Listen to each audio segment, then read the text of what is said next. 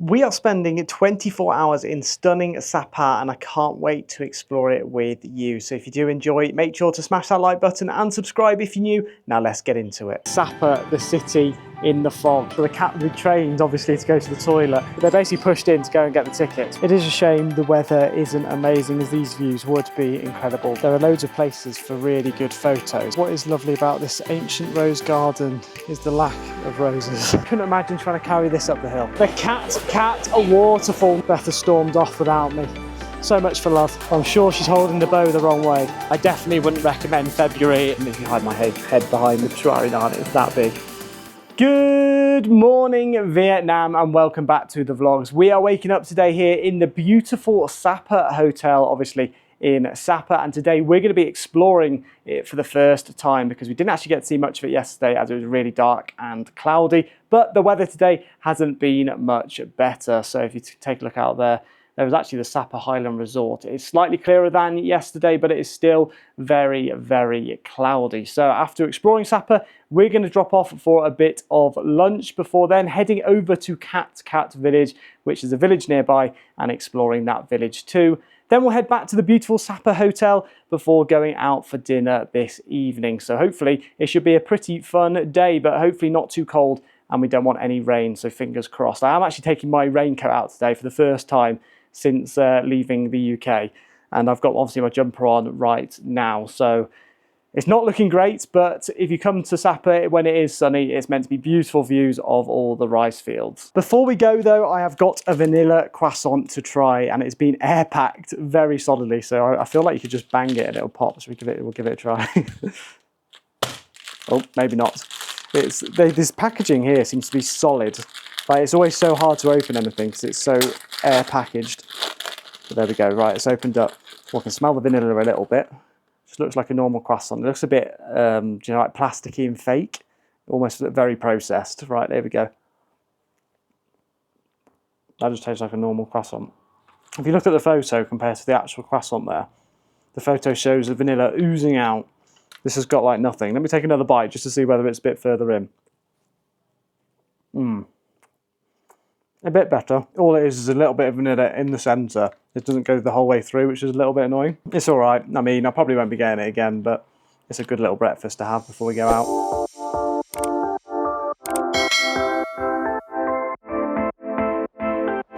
So we've just come to a Vietcom bank to take out £100 as we are running low on Vietnamese dong, but it did actually charge us £1.60, so we have lost that. However, we tried it initially with a Starling card. That didn't work again, so we're having real issues with the Starling card, but our Monzo card did work, and we were able to take 3 million dong out. So we've got about £100, which is nice. We're now going to go and explore the church on the opposite side, but we're just happy that we're able to get money out, to be honest, because in Laos, obviously we weren't able to get any money out whatsoever. So let's get exploring. Everything looks so much prettier now that the fog has cleared up a lot. So if you'd seen the vlog from yesterday, you would have seen that we actually came to this spot right here, and the sign was just blocked by all the fog. You could barely see from me to Beth. So Beth stood just over there.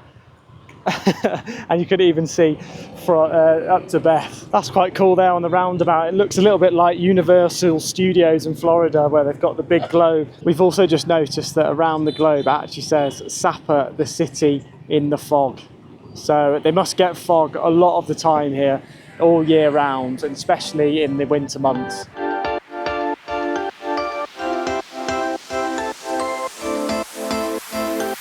So this is the Sapa Church, also known as the Holy Rosary Church, and it was actually built by the French in 1935. It's completely made of stone, and it has survived the Vietnamese War too. I think it's a Catholic church, and they still hold Catholic services to this day. It's weird actually to see a church, because obviously we've just been seeing temples and Buddha's religion everywhere, but the church definitely doesn't look as impressive as all of the temples have done so far. But it'd be quite cool to look inside, but it looks like it's closed at the moment, unfortunately. I think we found a second entrance, so we're going to go and take a look inside. Unfortunately, we weren't allowed to take any photos in there, which I respected, but it was very cold in there because it has been made from stone, and they still have all the Christmas decorations up down the side. It was quite similar to an English church with all the pews and then the stained glass windows too. And then just outside of the church here, they have got some form of, like, I don't know if it's a gravestone or something. We'll go take a look, see who's on the stones. We weren't sure who they were, but it looked like two vicars or someone that is related to the church.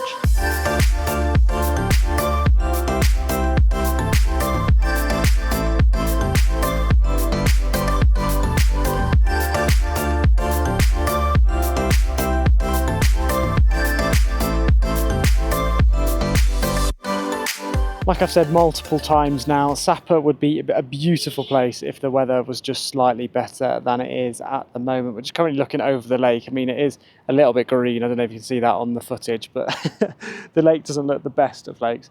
But with a bit of sun, this place would be magical.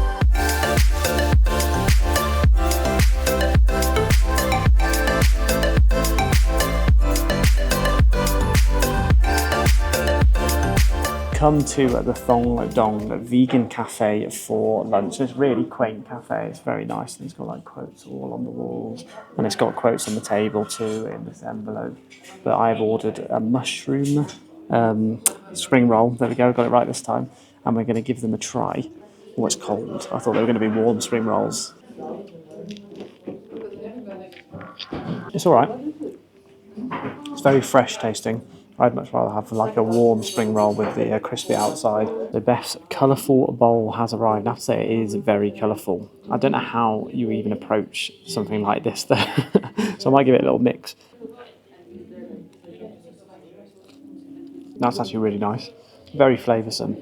And the middle bit tastes a little bit like stuffing. Do you know when you have stuffing in the stuffing balls? That tastes actually really good with a falafel. For dessert, we have ordered 3 cookies, which are actually made from scratch. They've just come out of the oven. They're nice and warm and look delicious. A little bit stodgy, but it's nice and warm. The food actually came to £242, which is about £7.50, so very reasonable if you want to come and grab some lunch here. So we've now just left the restaurant. It was really quiet in there, so I had to talk very softly, but it was funny because Beth went to the toilet just before we left, and she walked in, and as she walked in, a cat came out.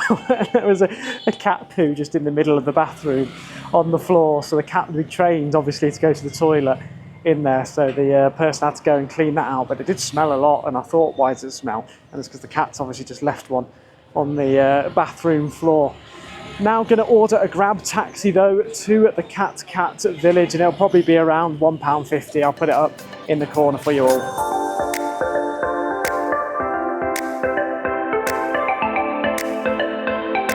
We just arrived in Cat Village, and it was a bit manic to be honest. A group tour just arrived, and they were like pushing in. There was these ladies that were just like knocking past me to get to the front, and I was like, what's going on? So they basically pushed in to go and get the tickets, which we found has been a lot more often here than you get in the UK. You don't really have anyone push into a line in the UK, and it does annoy me a lot too. So I'm going to stop talking about it, otherwise it'll rile me up. But we basically found out that you have to pay £150,000 each to go down to this walk, and I'll show you the map now, which has got the map of the walk. So what we're doing is the red route or orangey route, and going all the way around, and there's loads of different things to see all along the way. But I'll talk about it a little bit more as we go through each of the stops. So our first stop, by the looks of it, is the checking station, restroom, and a cultural house of cats. So we'll go over there to begin with. So it looks like quite a steep route down to begin with, which only means one thing on the way back up. It's going to be a steep route up. So it looks like quite a hard trail to walk around. Quite funny, we're walking down to the bottom at the moment, and there's loads of these stalls on the side. Every time we walk past one, they say, buy something like that. Come across this cool looking tree house, and it's cost us £10,000 each to actually go into it, but we're hoping to get some good views and maybe a cool photo too.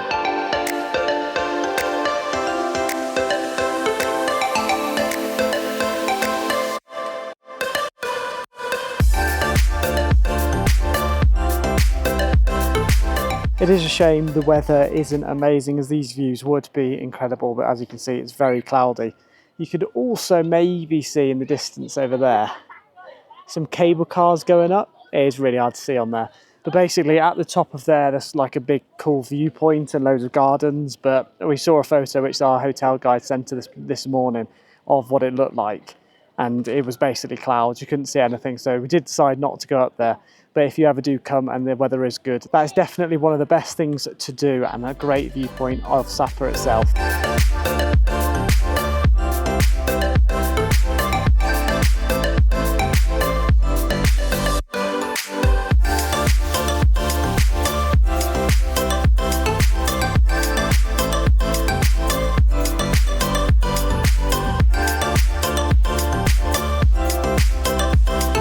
quick bit of information as we go around the Cat village is that they're actually established in the 19th century, so they're actually not that old, but they're known for their weaving, embroidery and making jewellery too. It's surrounded by rice field, and apparently there's a stunning waterfall which we may see later on. So let's keep going and hopefully we'll get to see it all.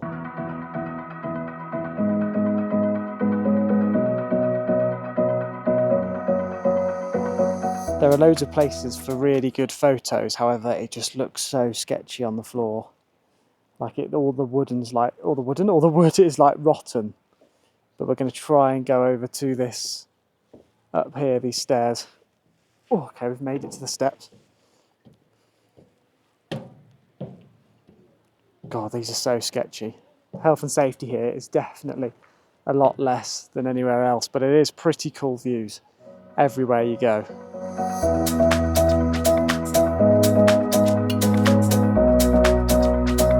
Look at that viewpoint, bloody, I don't even know how you'd get up to that and stay on the edge. It's not even got railings or anything.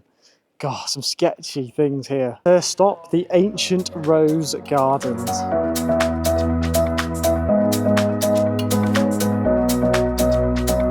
What is lovely about this ancient rose garden is the lack of roses. So this here is a large-scale model of one of the bags that the women used as farmers to carry all of the rice that they farm from the fields. Now, I couldn't imagine trying to carry this up the hill. So the next stop is the nest, where you can get some quality photos with the view in the background. I don't know if you can see those rice fields literally right in front of us, just below there, but they're usually green if you see on all the photos, but unfortunately we've not come in the right time of the year for good photos. So here is one of the traditional houses from the Hmong people who live in Cat village. So here is one of the traditional houses inside. We actually think there might be someone living up there, so we're not going to go up there. Got loads of corn on the cob hanging. Got a little cafe spot, and you can actually buy a drink from here too if you want one. It's got like a gong, a little drum thing over there. I don't know what that is, like a barrel of some sort. And then these are the steps up to the bed quarters.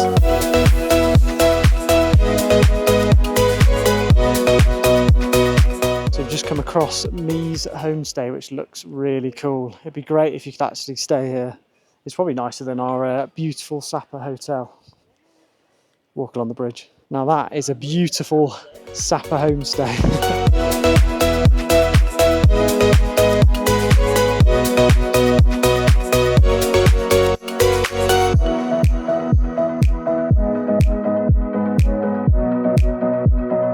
So there it is, the Cat waterfall. Not quite as impressive as the one that we did see in Luang Prabang, but it is still cool to see the spectacle. It is quite cool seeing all of these outfits, which is obviously part of Cat tradition, and then you've got Beth and I in our black coats, shorts and dirty Nike Airs.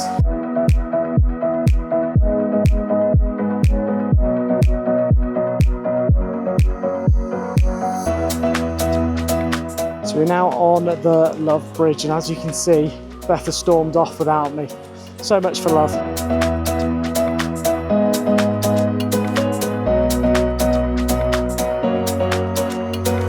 Now, I don't know if I'm incorrect or not, but I'm sure she's holding the bow the wrong way.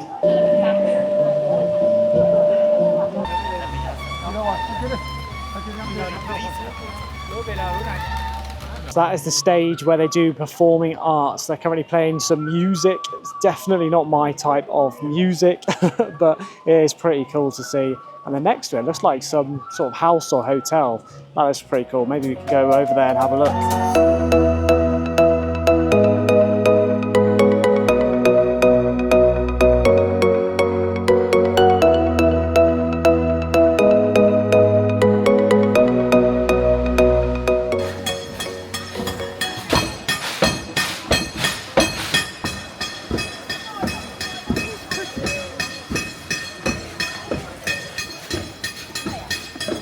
This is the Love Waterfall. Everything is beautiful around here, however, I'd probably say the Cat Waterfall beats this one. Apparently on the map, this is meant to be the sheep garden, but it looks like they're taking over their garden as they are currently penned in that corner, and and there's quite a lot of work going on here. So there's people with hacksaws and hacksaws and other saws just building stuff. Don't know what they're building, like maybe huts or a new barn for the sheep.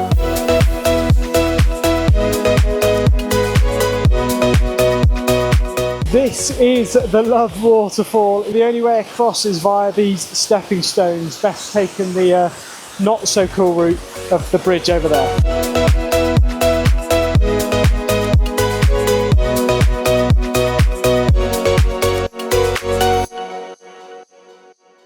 What goes down must come up.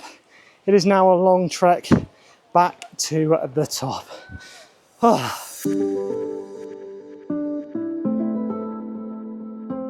Made it to the top of Cat Village again, and we've just ordered a taxi, which is going to cost us around £2.21, almost 70,000 dong. So nice and cheap. We're definitely not going to walk up because it is a bit of a trek if you wanted to go back. But we're now going back to the hotel, the beautiful Sapa Hotel, which is not so beautiful. Going to get changed and then head back into the town for a couple of drinks. I think we might go to the same bar which we went to yesterday, as that one was very nice. So go over there for happy hour, get some drinks, and then find somewhere to eat.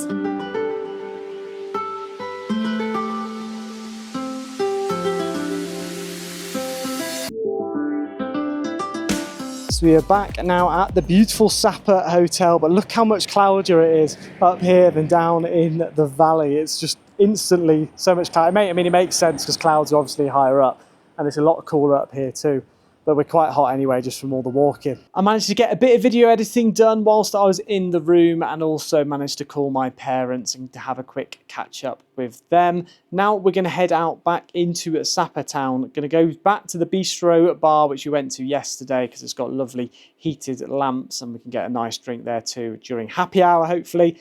And then we've got to decide where we're going for food a bit later on. So let's get going. So the weather again this evening isn't very nice. It's super foggy and very cold. So I'll show you what I mean. You can barely see about 20 meters ahead of you. So if you had the choice of when to come to Sapa, I definitely wouldn't recommend February. It just sort of fell in perfectly with our travel schedule. And a couple of the places will probably be like this, and there'll be better times to come.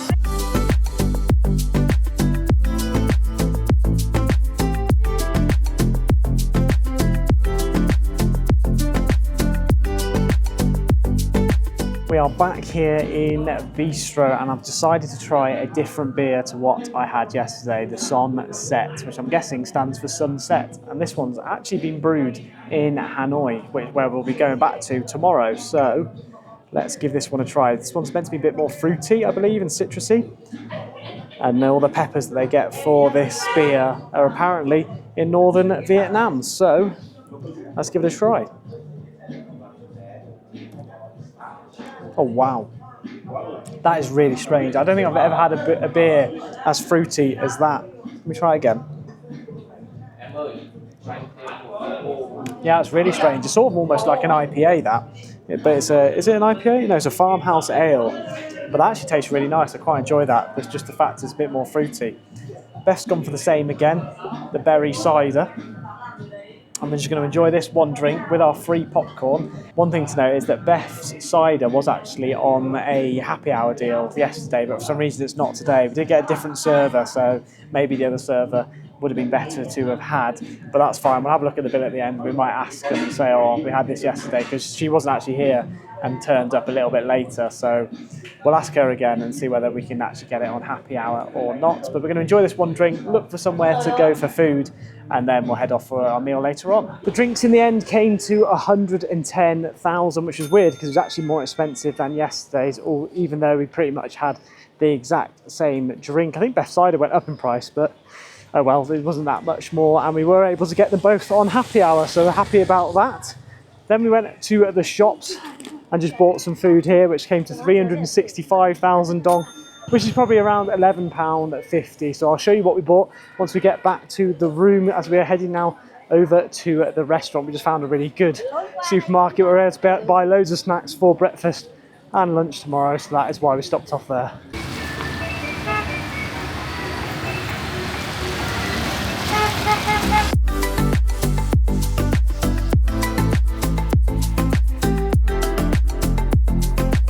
for our meal tonight, we have come to the Ganesh Indian restaurant for a curry, so I am looking forward to this. However, I've made a big step in a different direction. So usually I'll have a chicken korma, but I've gone for a chicken curry with mango, which I've never had before, and I don't ever steer away from a chicken korma or butter chicken, so we're going to have to see what it's like, but that's not arrived yet because we have ordered some poppadoms, so I'm looking forward to trying one of these because the three sauces actually look like they do in the UK, whereas sometimes they can look a lot different. So my favourite is the mango sauce. You'll have to let me know what your favourite is on an Indian takeaway, but we'll give it a quick try to see if it tastes like it does in the UK, because it looks just like it. Maybe slightly darker red. Hopefully that doesn't mean it's spicy, but it's nice. Not quite as sweet as the mango sauce that you get in the UK, which is what I quite like about it. So not quite as good as the UK, but it's still good. And let's try the mint one too, because I usually quite like the mint one as well, but that's always number two. The mint yogurty one tastes pretty similar to what it usually does. We've also ordered to drink a Sprite and a bottle of water, which isn't very adventurous, I know, but we have got to get up tomorrow morning very early for the bus, and I'll show you our meals when they arrive. So within 10 minutes of the poppadoms arriving, all the food has literally arrived. So we've got a massive table now full of food. We'll start on from left to right. Beth has ordered the chana masala. Looks very nice. Doesn't look too spicy either. It's not got that really red colour, which is good. Boiled rice. Can't really say much more about that. My dish is the chicken and mango, and you can see a slice of mango there right on the top, but that looks quite delicious and a little bit like a korma, so maybe I might quite like this one. And then look at this Peshwari naan. You can literally hide my head behind the Peshwari naan. It's that big. But so I'm looking forward to digging into that. It looks a lot different to what I usually have actually in the UK, but let's give one a try. We'll dip this in the curry and then double try. You know what? It's not too far off the korma. So that does taste very nice, and the Peshwari naan's nice too. Not quite as coconutty and as sort of sweet as I'd like Peshwari naan, but the curry house that I usually go to at home does them like really sweet with like treacle on the top and everything. So that's a little bit extreme, whereas this one's a lot more plain, as you can see. But massive Peshwari naan, loads of food. Very happy with what we've got. And that is it for Sapa. So we've had a really good day exploring the town to begin with. Went out for lunch, which was really tasty. Then headed over to the Cat village, which was really cool. So I definitely recommend going there if you do ever come here to Sapa. And then finally going out this evening for a drink, followed by a really nice Indian. So the curry actually came to 423,000 dong in the end, which is about £13.25, which isn't bad at all, and it was delicious. It was funny because the chef came over at the start and asked us how spicy you want it, and Beth obviously said medium spice, and then I was like no spice at all, and then he reiterated it. He was like no spice, and I was like yeah, I don't want it spicy whatsoever, and it was the perfect spice for me, and I really enjoyed it, bearing in mind it wasn't a korma too. So I'm branching out with my curries and I'm enjoying them, which is good news. And like I said earlier, I'd show you what we got from the supermarket shop on the way to the restaurant. So we went a little bit overboard here, but we have got breakfast and lunch for tomorrow. So we've got some Oreos here, some Ritz crackers. These are both like super sized for some reason. We've got some paprika crisps, definitely the best crisps are paprika flavour. Then we have got the vanilla flavoured chocolatos, which looks like wafers but with vanilla in the middle, so they sound delicious. Then we've got the Shagotten dark chocolate with hazelnut, that's Beth's for dessert, and Kit Kat chunky but cookies and cream flavour. You don't often see that in the UK, if ever, so I'm looking forward to giving that a try. Then we've got some almond nuts just to keep us going as a snack on the bus. And then finally, for breakfast tomorrow, I thought I'd try this, which is quite funny. It looks like a banana, but it's not what you think it is. It is banana bread. And it's got like a little sachet of sauce or something in there too. So I'm looking forward to giving that a try tomorrow. But I do hope you all enjoyed the vlog today and exploring Sapa Village. And if you did, do make sure to smash that like button and subscribe if you want to see some more of this vlog content. We're trying to get them out at least every 2 days as we explore Southeast Asia. And it does go a long way to supporting this channel. So I will see you all in tomorrow's vlog where we're heading back to Hanoi for Valentine's.